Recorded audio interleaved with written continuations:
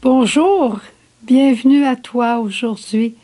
Bienvenue à toi en cette fête du Canada. Bienvenue et bonne fête à tous les Canadiens. Rendons grâce au Seigneur pour le pays que nous avons, ce magnifique pays que nous avons, avec ses richesses et ses pauvretés, mais avec une grande richesse qui s'appelle la liberté encore. Aussi, c'est le premier samedi du mois, c'est le jour consacré à Marie. Alors, offrons-lui à nouveau notre cœur et elle va nous conduire à Jésus. Et justement, ce matin, elle nous conduit à Jésus dans une péricope qui nous est très familière. C'est Jésus qui rencontre le centurion. Je te raconte brièvement. Jésus s'approche de Capharnaüm et un centurion s'approche de lui, un centurion romain. Il dit, « Seigneur, mon serviteur est couché à la maison. Il est paralysé et il souffre terriblement. » Et Jésus répond tout de suite, « Je vais aller moi-même le guérir. » Et le centurion reprend, « Seigneur, je ne suis pas digne que tu entres sous mon toit, mais dis seulement une parole et mon serviteur sera guéri. » Jésus est émerveillé et il reprend, « Amen, amen, je vous le déclare, chez personne en Israël je n'ai trouvé une telle foi. » Et un peu plus tard, Jésus lui dira, « Rentre chez toi, que tout se passe pour toi selon ta foi. » Et à l'heure même, le serviteur fut guéri. Beau, hein? Pourquoi Jésus a réagi si vite à la demande du centurion? Parce qu'il agit vite. Parce que Jésus est bon. Parce que Jésus a été pris de compassion. Et parce que Jésus voulait agir. Mais il voulait agir pour cet homme-là. Il voulait agir pour toi et pour moi. Jésus, quand il dit une parole, elle est pour l'éternité. Le Verbe, la parole éternelle. En plus, Jésus a dû aimer beaucoup l'attitude du centurion.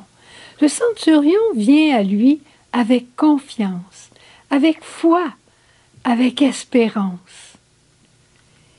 Il vient avec amour, avec affection pour son serviteur. C'est un grand homme qui aime ainsi son serviteur. Et Jésus reconnaît en lui sa charité.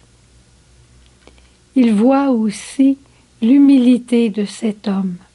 Un grand centurion qui a plusieurs personnes sous son commandement et qui vient demander à Jésus, qui reconnaît en Jésus quelqu'un de beaucoup plus grand que lui. Et c'est ainsi qu'il va lui dire, « Je ne suis pas digne que tu entres sous mon toit.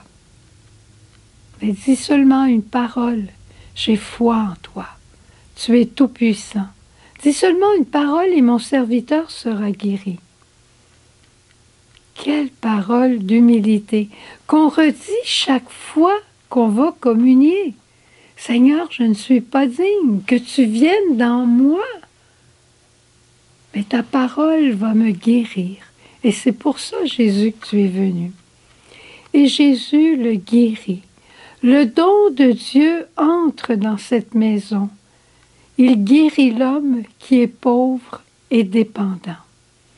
Et le centurion, d'autant plus qu'il intercédait pour un autre. Jésus était sensible, il est toujours sensible à notre intercession. Je réalisais ces jours-ci, en pensant à mon avenir céleste, si ça te donne une idée. Je pensais au ciel. Et je vais te lire ce que j'ai écrit dans mon journal. J'ai dit, je commence à croire que j'entrerai dans le sein du Père. Je commence à croire que je vais être admise dans le ciel. Non pas par ma vertu, mais par ma misère. Je sais maintenant que je vais aller au ciel, que je vais entrer comme Jésus dans le sein du Père à cause de ma misère, pas à cause de ma vertu. J'en ai pas de ça. Ma misère, quand je la tourne vers Dieu, eh bien, elle me donne de croire en l'amour. Alors que je suis indigne, que je suis pécheur, Dieu m'aime.